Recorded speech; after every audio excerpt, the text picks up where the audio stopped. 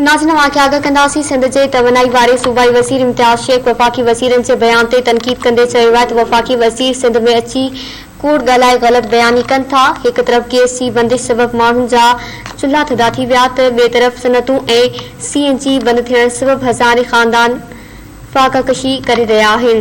पंहिंजे हिकु बयान में हुन चयो त कराची जे स्टेक होल्डर्स कॉन्फ्रेंस में गैस जी कोर्ट ख़िलाफ़ का बि ॻाल्हि नाहे कई वई। महांगाई ऐं बेरोज़गारी ख़िलाफ़ ठहराव पास न कयो वियो आहे। हुन चयो त कराची जो हक़ सिंध हुकूमत न पर वफ़ाक़ तलब कयो आहे। कराची जे हक़नि लाइ आवाज़ उथारण ते PTI जे इत्तेहादी जमात में ज़रूरत नाहे। अवाम जे मसइलनि ऐं परेशानियुनि जी ज़िम्मेवार वफ़ाक़ी हुकूमत ऐं उन जूं इत्तेहादी जमातूं आहिनि। आगाह कई विया वाक़े सिंध जे तवानाई वारे सूबाई वज़ीर इम्तियाज़ शेख वफ़ाक़ी वज़ीरनि जे बयान ते तनक़ीद कंदे चयो आहे त वफ़ाक़ी वज़ीर सिंध में अची कूड़ ॻाल्हाए ग़लत बयानी कनि था।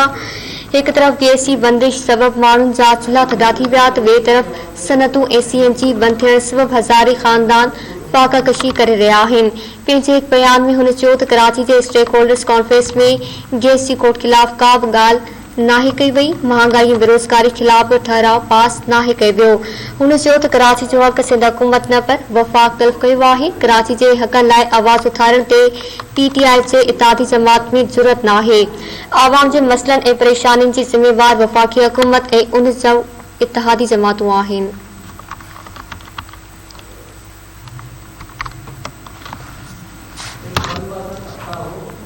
आगाह कई विया वाक़े सिंध जे तवानाई वारे सूबाई वज़ीर इम्तियाज़ शेख वफ़ाक़ी वज़ीरनि जे बयान ते तनक़ीद कंदे चयो आहे त वफ़ाक़ी वज़ीर सिंध अची कूड़ ॻाल्हाए ग़लत बयानी कनि था। हिक तरफ़ गैस जी बंदिश सबबि माण्हुनि जा चुल्हा थधा थी विया त ॿिए तरफ़ सनतूं ऐं CNG बंदि थियण सबबि हज़ारे ख़ानदान फ़ाक़ाकशी करे रहिया आहिनि। पंहिंजे हिकु बयान में हुन चयो त कराची जे स्टेक होल्डर्स कॉन्फ्रेंस में गैस जी कोर्ट ख़िलाफ़ का बि ॻाल्हि नाहे कई वई। महांगाई ऐं बेरोज़गारी ख़िलाफ़ ठहराव पास नाहे कयो वियो। हुन चयो त कराची जो हक़ सिंध हुकूमत न पर वफ़ाक़ तलब कयो आहे। कराची जे हक़नि लाइ आवाज़ उथारण ते PTI जे इत्तेहादी जमात में ज़रूरत नाहे। आवाम जे मसइलनि ऐं परेशानियुनि जी ज़िम्मेवार वफ़ाक़ी हुकूमत ऐं उन जूं इत्तेहादी जमातूं आहिनि।